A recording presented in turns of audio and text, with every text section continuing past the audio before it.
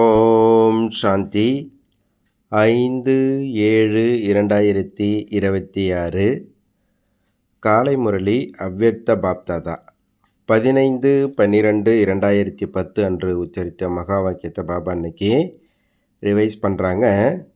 அவ்யக்த முரளுடைய தலைப்பு எனது என்பதை உனது என மாற்றி கவலையற்ற மகாராஜா ஆகுங்கள். ஒரு வினாடியில் வீணானவற்றுக்கு முற்றுப்புள்ளி வைப்பதற்கான அபியாசியாகி ஒவ்வொரு சங்கல்பம் மற்றும் சமயத்தை பயனுள்ளதாக ஆக்குங்கள். இன்று நாலாபுரமும் உள்ள தம்முடைய கவலையற்ற மகாராஜாக்களாகிய குழந்தைகளை பார்த்து கொண்டிருக்கின்றோம். அத்தகைய கவலையற்ற மகாராஜாக்களின் சபை இப்பொழுதுதான் காணப்படுகின்றது. ஏனென்றால் இப்பொழுதுதான் பாபா கவலையை பெற்றுக்கொண்டு கவலையற்ற மகாராஜா ஆக்குகின்றார். எனவே இந்த சபை இப்பொழுதுதான் உங்களுக்கு தென்படுகிறது. நீங்கள் அனைவரும் காலையில் எழுகிறீர்கள் என்றால் கவலையற்ற ஸ்திதியில் நிலைத்திருக்கின்றீர்கள். உண்ணும் போதும் அருந்தும் போதும் எந்த ஒரு கவலையும் இல்லை. உறங்குகிறீர்கள் என்றாலும் எந்த கவலையுமின்றி உறங்குகிறீர்கள். அத்தகைய சக்கரவர்த்தி மற்றும் கவலையற்றவர் எழுந்தாலும் தூங்கினாலும் கவலையற்ற நிலை, அந்த மாதிரி அனுபவம் செய்கிறீர்களா அப்படின்னு பாபா கேட்குறாங்க. ஏனென்றால் நீங்கள் அனைவரும் பாபாவுக்கு உங்கள் கவலையை கொடுத்து விட்டு பெருமிதத்தை எடுத்து கொண்டீர்கள். அதனால் கவலையற்ற மகாராஜா ஆகிவிட்டீர்கள். போக போக ஏதாவது கவலை வந்துவிட்டால் கவலை என்னவாக ஆக்கிவிடுகிறது? பெருமிதம் இருக்குமானால் உங்கள் நெற்றியில் ஒளி பிரகாசம் நன்றாக இருக்கும்.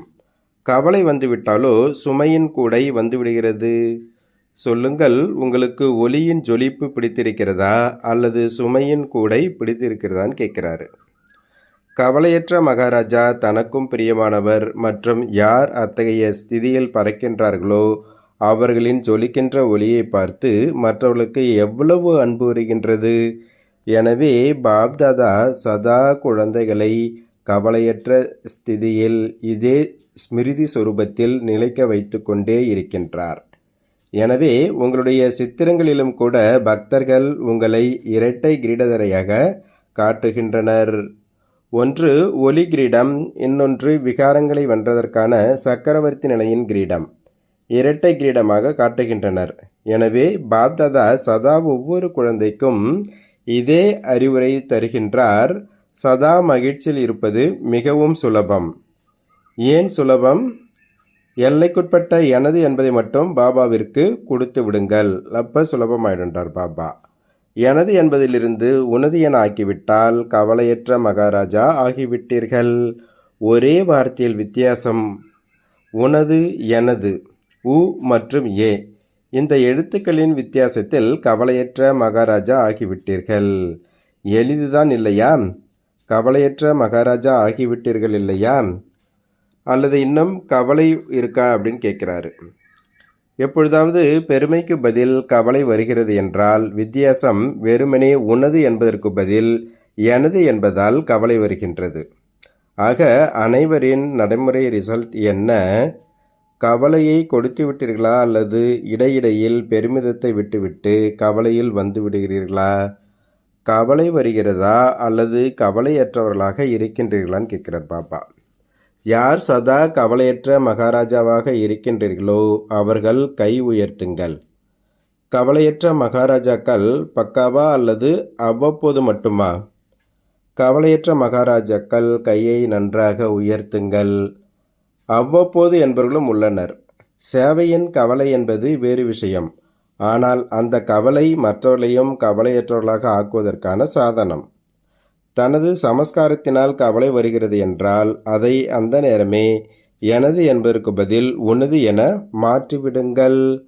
கவலையை பாபாவுக்கு கொடுத்து விடுங்கள் மற்றும் பெருமிதத்தை பெற்றுக்கொள்ளுங்கள்.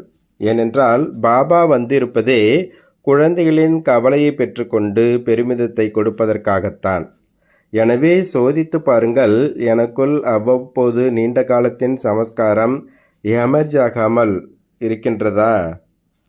ஏனென்றால் பாப்தாதா சில காலமாகவே குழந்தைகளுக்கு இதை சொல்லி கொண்டிருக்கின்றார்.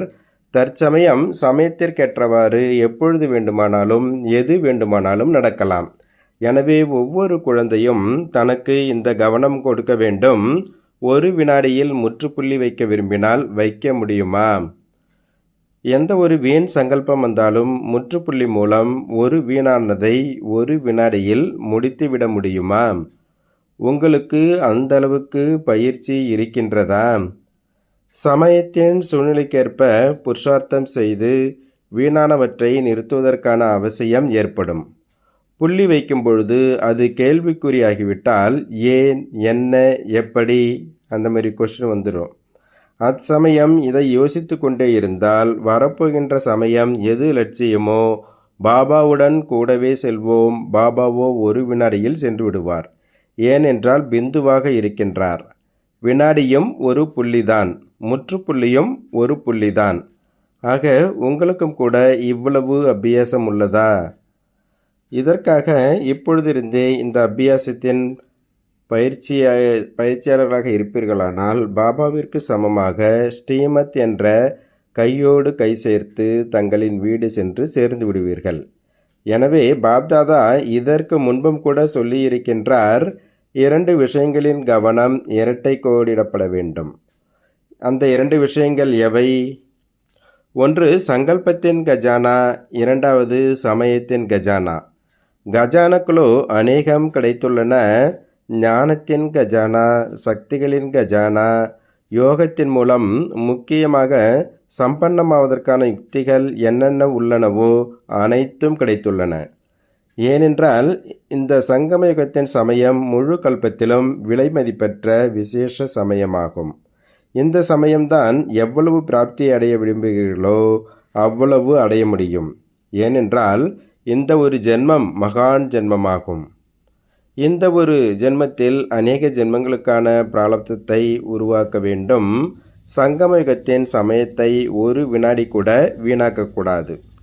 ஏனென்றால் ஒரு வினாடியின் தொடர்பு அநேக ஜென்மங்களோடு உள்ளது. ஏன்னா அந்த சங்கம யுகத்தில் தான் நாம் அநேக ஜென்மங்களுக்கான பிராப்தியை அடையிறோம். அப்படின்னும்போது ஒவ்வொரு வினாடியுமே அவ்வளோ மகத்துவமானது, மதிப்பு மிக்கது. சேமிப்பதற்கான ஒரு வருடம் அநேக வருடங்களின் பிராப்திக்கானதாகும். எனவே இச்சமயத்தின் மதிப்பு வினாடி அல்லது நிமிடம் அன்று. ஒரு மணியும் கூட மகான், ஒரு வினாடியும் கூட மகான். மேலும் சங்கல்பம் இந்த சங்கமயுகத்தின் விசேஷ ஆதாரமாகும். பாருங்கள், யோகா செய்கிறீர்கள் என்றால் மன்மனாபவ சொல்கிறீர்கள் மற்றும் இது அஸ்திவாரத்தின் ஆதாரமாகும். மனதின் வேலையே சங்கல்பம் செய்வதுதான். சங்கல்பத்தின் மூலம்தான் நினைவு யாத்திரையின் அனுபவம் செய்கிறீர்கள். ஒருவர் மற்றவரிடம் கூட குறிப்பாக பல்வேறு சங்கல்பங்கள் கொடுத்து அபியாசம் செய்விக்கிறீர்கள் இல்லையா? ஆக அனைவரும் சோதித்து பாருங்கள். சமயத்தின் வேகம் நாள் முழுவதிலும் நடமாடும் பொழுதும், கர்மம் செய்யும் பொழுதும், சம்பந்தத்தில் வரும் பொழுதும் விலை மதிப்பற்ற ரூபத்தில் இருந்ததா? ஏனென்றால் சமயம் விலை மதிப்பற்றது. சங்கல்பம் சர்வசக்திவான் ஆக்குகின்றது.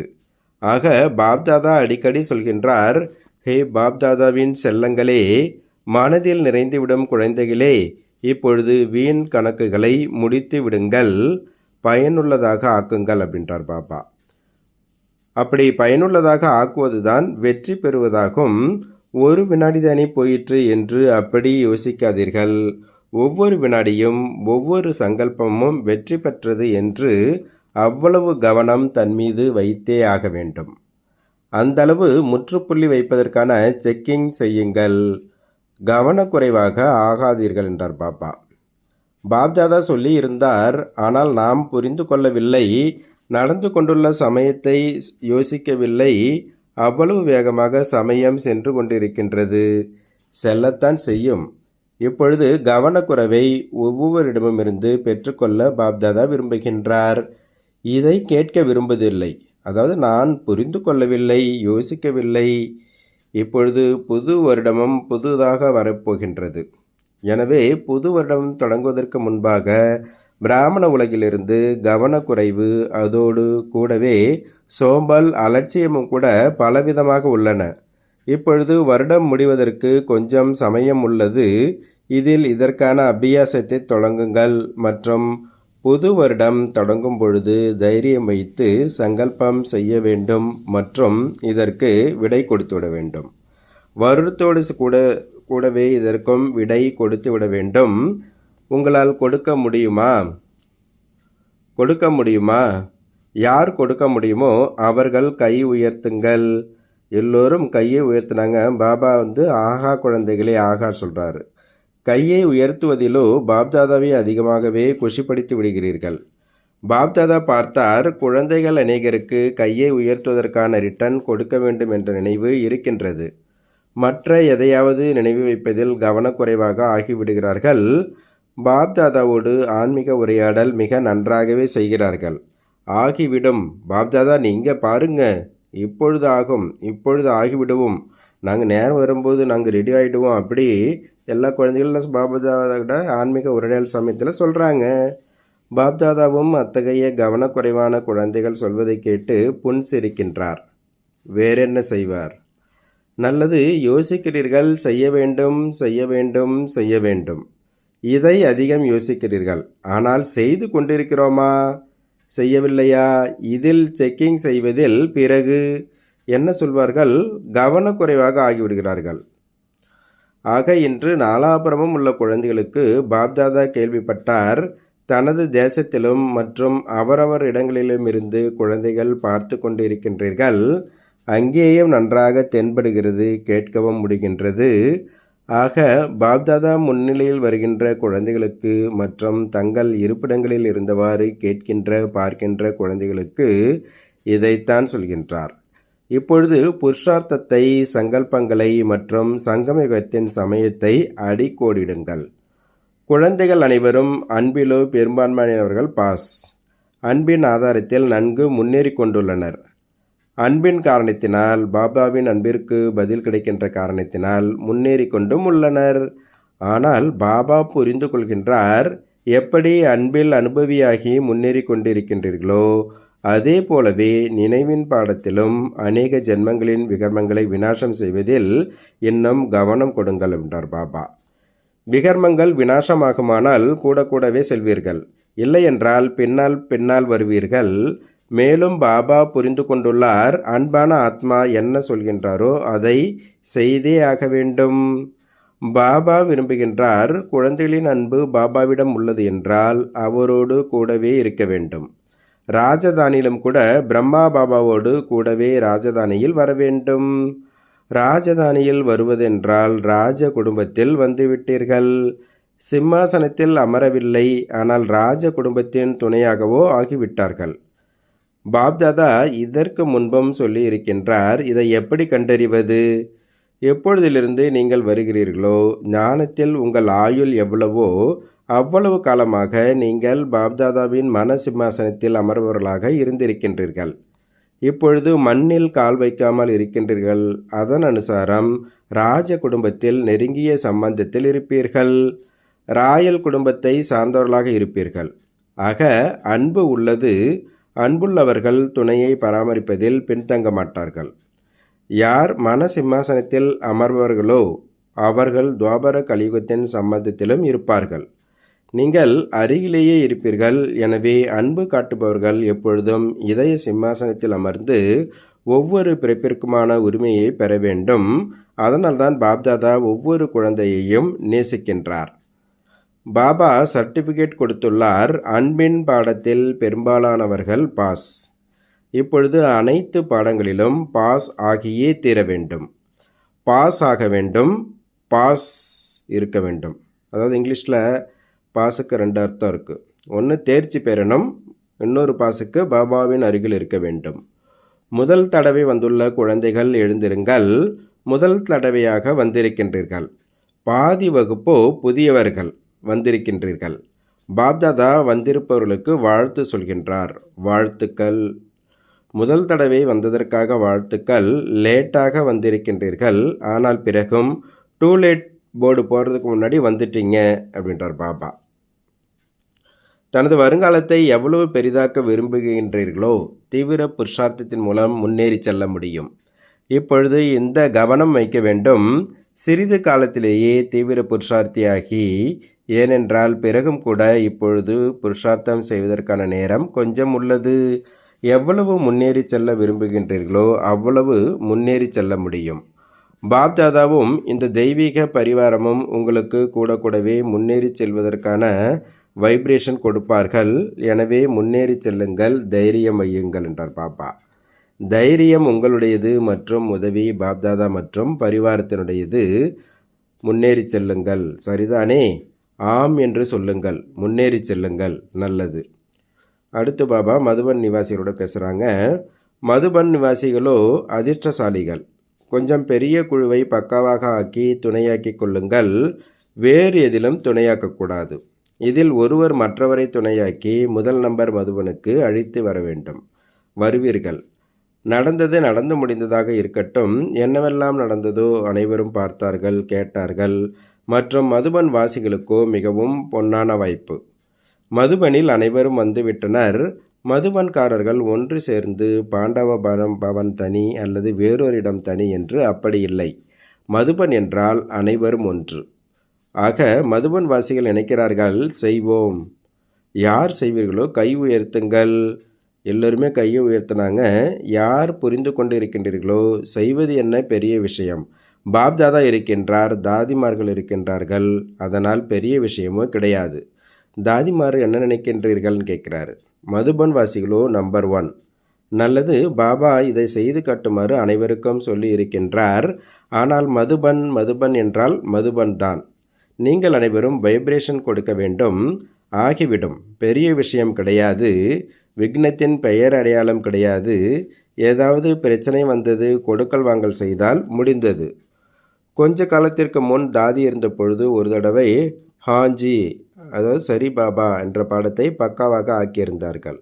இல்லை, முடியாது என்ற வார்த்தையே கிடையாது. இந்த ஹாஞ்சி அப்படின்ற வார்த்தை ரொம்ப மிக நன்று. ஆக மதுபன் முதல் நம்பரில் போய்விடும். பாப்தாதாவிற்கு மதுபன் பற்றி பெருமிதம் உள்ளது இல்லையா? இப்பொழுது மதுபன் முன்னால் வந்துள்ளது. ஆனால் பாப்தாதா அனைத்து ஜோன்களுக்கும் சொல்கின்றார், ஹாஞ்சி, இனிமையான ஆத்மா, இந்த பாடம் அனைவருக்கும் பக்காவாக உள்ளது. பக்காதான் இல்லையா? பரிசோ மதுபன் தான் பெற வேண்டும். ஒரு வினாடியில் நடந்ததை முடிந்துவிட்டதாக ஆக்க முடியுமா? புருஷார்த்தியாகவே இருக்கலாம், ஆகியும் இருக்கலாம். ஆனால் நடந்ததை நடந்து முடிந்ததாக ஆக்கி பறந்து செல்லுங்கள் என்றார் பாபா. பறப்பவர்கள் பின்னால் உள்ளவர்களை விட்டு விடுகிறார்கள், அப்போது பறக்கிறார்கள். ஆக மிக நல்லது.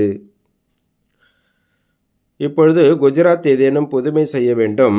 பாப்தாதா டில்லிக்காரர்களுக்கும் சொன்னார், இப்பொழுது புதுமை செய்யுங்கள். பாப்தாதாவுக்கு தகவல் கிடைத்தது என்றால் இப்பொழுது இந்த தேசம் மற்றும் வெளி தேசங்களின் இளைஞர்கள் ஆரம்பித்து வைத்ததில் நல்ல ரிசல்ட் கிடைக்க முடியும். இப்பொழுது கண்டுபிடிப்பை ஆரம்பித்திருக்கிறீர்கள். ஆனால் பாரதம் மற்றும் வெளிநாடுகள் இரண்டுமே சேர்ந்து இன்னும் அற்புதங்களை செய்ய முடியும். இப்பொழுது ஆரம்பித்திருக்கிறீர்கள். ஆனால் டில்லிக்காரர்கள் நன்றாக தைரியம் வையுங்கள். ஆரம்பித்திருக்கின்றீர்கள். இப்பொழுது உலகத்தில் இது பரவிவிடுமானால் வெளி தேசங்களும் இந்த தேசமும் சேர்ந்து ஒரே பிராமண பரிவாரம் உருவாகியுள்ளது மற்றும் உலகத்தின் முன்னால் உலகத்தையும் கூட ஒன்றாக ஆக்குவார்கள். ஆரம்பம் ஆகியுள்ளது தான். இப்பொழுது முஸ்லிம்களும் முன்னேறி சென்று கொண்டு இருக்கின்றார்கள்.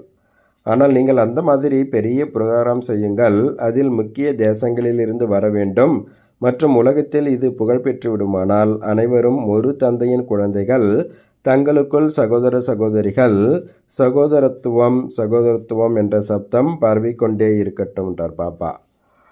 ஒரே ஸ்டேஜில் அனைத்து தரப்பு மக்களும் விசேஷ அனுபவம் ஏற்படட்டும். அனைவரும் பிளான்களையோ திட்டங்களை உருவாக்கிட்டு தான் இருக்கிறீங்க. எல்லையற்றதில் இப்பொழுது சென்று கொண்டு தான் இருக்கின்றீர்கள். இப்பொழுது ஒரு கடவுளின் குடும்பம் என்பது அனைவருக்கும் தெரிய வருமானால் புகழ் பெறுவீர்கள் என்றார் பாபா. மற்றபடி இங்கே யாரெல்லாம் வருகிறீர்களோ சேவையும் செய்து கொண்டு இருக்கின்றீர்கள், சுய புருஷார்த்தமும் செய்து கொண்டு இருக்கின்றீர்கள் மற்றும் இறைப்பணியும் உலக அளவில் புகழ் பெற்றுவிடும். ஒரே குடும்பம். நல்லது. நாலாபுரமும் உள்ள குழந்தைகளுக்கு பாப்தாதா இப்பொழுது வாழ்த்துக்கள் சொல்லி கொண்டிருக்கின்றார். ஒவ்வொரு நாளும் ஒவ்வொரு மணி நேரமும் முன்னேறி செல்வதற்கான வாழ்த்துக்கள். சமயம் உங்களுக்காக காத்து கொண்டிருக்கின்றது. நீங்கள் சமயத்திற்காக காத்திருக்கக்கூடாது. நீங்கள் சமயத்தை எவ்வளவு அருகில் கொண்டு வர விரும்புகின்றீர்களோ முடிவை அவ்வளவு அருகில் கொண்டு வர முடியும். சமயம் வந்த பிறகு தயாராவது என்பது பிராமணர்களாகிய உங்கள் சங்கல்பமாக இருக்கக்கூடாது. நீங்கள் தயாராக ஆகி சமயத்தை அருகில் கொண்டு வாருங்கள் என்றார் பாபா. காலம் தந்தையிடம் சொல்கின்றது, இப்பொழுது பிராமண ஆத்மாக்கள் சமயத்தை இன்னும் நெருக்கமாக கொண்டு வர வேண்டும். இயற்கையும் கூட பாப்தாதாவுக்கு சொல்கின்றது, இப்பொழுது சமயத்தை அருகில் கொண்டு வாருங்கள். ஆக பாப்தாதா அவங்களுக்கு நான் என்ன பதில் கொடுக்கறது அப்படின்னு கேட்குறாரு. சமயம் இப்பொழுது வந்தே விட்டது. இதை சொல்லவா? உங்கள் தரப்பிலிருந்து இதற்கு இந்த பதில் சொல்வீங்களா? என்ன பதில் கொடுப்பீங்க சொல்லுங்க அப்படின்றார் பாபா. என்ன பதில் கொடுப்பீங்க? இப்பொழுது முடிவை அருகில் கொண்டு வர வேண்டும். அதாவது தன்னை சம்பன்னமாக முழுமையாக ஆக்க வேண்டும். ஏனென்றால் பாப்தாதா தனியாக போக மாட்டார், குழந்தைகளோடு தான் செல்வார். எனவே தேதியை நிர்ணயிக்க வேண்டும். வேலையோ கொடுக்கப்பட்டு விட்டது. இப்பொழுது உங்களுக்குள் ஆலோசனை செய்ய வேண்டும். பாப்தாதா இயற்கைக்கு என்ன பதில் கொடுப்பது? இயற்கை மிகவும் குழப்பமடைந்துள்ளது. துக்கத்தில் இருக்கும் ஆத்மாக்கள் மனதால் அதிகமாக கதறிக்கொண்டு இருக்கின்றார்கள். இப்பொழுது மனசா சேவையை மிகவும் அதிகப்படுத்துங்கள் என்றார் பாபா. மனசா சேவை செய்யத்தான் செய்கிறீர்கள், ஆனால் அது தொடர்ச்சியாக அதிகரித்து கொண்டே இருக்க வேண்டும். அதை இன்னும் அதிகப்படுத்துங்கள். ஏனென்றால் இயற்கை மற்றும் துக்கத்தில் இருக்கும் ஆத்மாக்கள் பாபாவிடம் வருகிறார்கள், கதறுகிறார்கள். எனவே நீங்கள் அவர்களுக்கு கொஞ்சம் சாந்தி சுகத்தின் அனுபவத்தை செய்வீங்கள் என்றார் பாபா. அவர்கள் ஒரு வினாடியின் சாந்தியை கூட வேண்டுகின்றார்கள். கொஞ்சம் சாந்தி கொடுங்கள். எப்படி பசி வருகிறது என்றால் புரிந்து கொள்கிறார்கள். ஏதாவது கிடைக்க வேண்டும், கொஞ்சமாவது கிடைக்க வேண்டும் என விரும்புகிறார்கள். எனவே இப்பொழுது மனசா சேவையையும் அதிகப்படுத்துங்கள். வார்த்தையினால் செய்யும் சேவையோ நடந்து கொண்டுதான் இருக்கின்றது. பாப்தாதா குஷி அடைகின்றார். நல்லது, பாப்தாதா என்ன வீட்டு பாடம் கொடுத்தாரோ அதை நினைவு வையுங்கள் மற்றும் நினைவுபடுத்துங்கள். பாபா ஒவ்வொரு குழந்தையும் தூரத்தில் அமர்ந்தாலும் முன்னிலையில் இருப்பதாக அனுபவம் செய்கின்றார். மேலும் பாப்தாதா குழந்தைகள் அனைவரையும் மனதில் நிறைத்து கொண்டே எல்லா குழந்தைகளுக்கும் நமஸ்தே நமஸ்தே சொல்லி கொண்டிருக்கின்றார். பாபா வரதானம் கொடுக்குறாரு. ஸ்நேகம் மற்றும் சக்தி ரூபத்தின் சமநிலை மூலம் சேவை செய்யக்கூடிய வெற்றி மூர்த்தி ஆகுக. எப்படி ஒரு கண்ணில் பாபாவின் ஸ்நேகம் மற்றும் இன்னொரு கண்ணில் பாபா மூலம் கிடைத்துள்ள சேவை சதா ஸ்மிருதியில் உள்ளது. ஸ்நேகம் சேவை 2 கண்கள். அத்தகைய ஸ்நேகி மூர்த்தியோடு கூடவே இப்பொழுது சக்தி ரூபமாகவும் ஆகுங்கள். ஸ்நேகத்தோடு கூடவே வார்த்தைகளில் அந்த மாதிரி கூர்மை இருக்க வேண்டும். எவருடைய இதயத்தையும் அதிரச் செய்துவிட வேண்டும். எப்படி தாய் தன் குழந்தைக்கு எப்படிப்பட்ட வார்த்தைகளிலாவது அறிவுரை தருகின்றார். ஆக தாயின் சிநேகத்தின் காரணத்தினால் அந்த வார்த்தை வேகமானதாகவோ கடுமையானதாகவோ தோன்றுவதில்லை. அதுபோல் ஞானத்தின் சத்தியமான விஷயங்களை தெளிவான வார்த்தைகளில் சொல்லுங்கள். ஆனால் வார்த்தைகளில் சிநேகம் நிறைந்திருக்குமானால் வெற்றி மூர்த்தி ஆகிவிடுவீர்கள். ஸ்லோகன் சொல்கிறாங்க பாபா. சர்வசக்திவான் பாபாவை துணைவராக ஆக்கிக் கொள்வீர்களானால் பச்சாதாபப்படுவதிலிருந்து விடுபட்டு விடுவீர்கள்.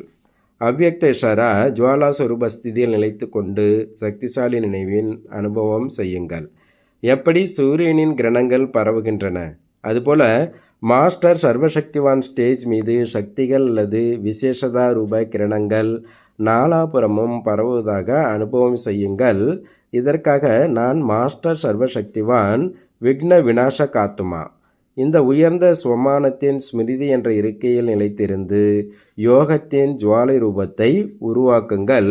அப்பொழுது எந்த ஒரு விக்னமும் உங்கள் முன்னால் கூட வர முடியாது என்றார் பாபா. நல்லது. ஓம் சாந்தி, ஓம் சாந்தி, ஓம் சாந்தி.